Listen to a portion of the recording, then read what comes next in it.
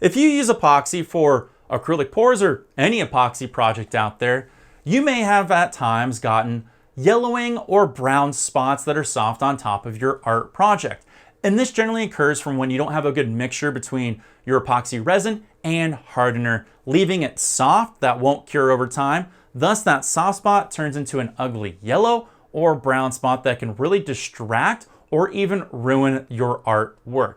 The good news is we can fix this, and it's real easy. You just need 2 supplies. I want you to use blue shop towels. Don't have any? That's okay. Paper towels work just fine. You just may have to go through a couple. Then you're gonna need isopropyl alcohol. A higher percentage works way better, but any isopropyl alcohol will work. Now put a generous amount of that alcohol on your blue shop towel and lay it on top of that yellowing brown soft spot.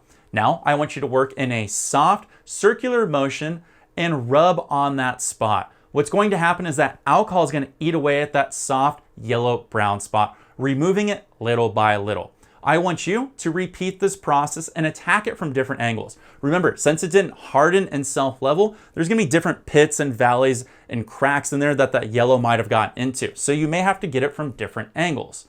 Make sure to add more alcohol as needed and use different corners of your paper towel that are clean so that way it's removing all that yellow and brown and soft epoxy. And little by little, you're gonna notice it fades away, hopefully into nothing. This hack right here will save your artwork, but it won't fix your artwork. Since we removed a portion of that epoxy, you're gonna be left with a little indentation. But as long as it's a small indentation, no one's ever gonna notice. So just move on with your day, never tell anyone about it, and now you have an awesome artwork that you can sell, hopefully for a lot of money. I hope this little tip and trick helped you out, and if it did, hey, think about hitting that subscribe button down below, or maybe even smashing that super thanks because I saved your artwork.